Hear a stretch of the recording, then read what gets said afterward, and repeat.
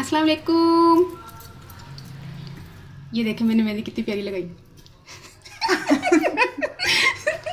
नहीं, अच्छा दोबारा से चल कट कर।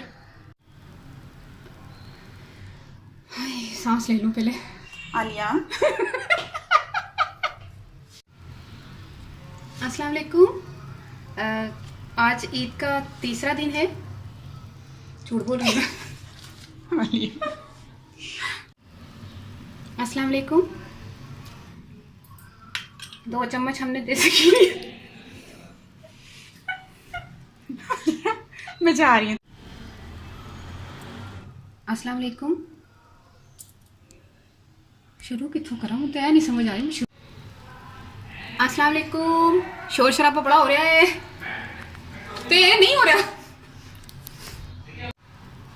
अस्सलाम वालेकुम। सबको ईद मुबारक। लेट इसलिए हो गई। एकदम आलिया नहीं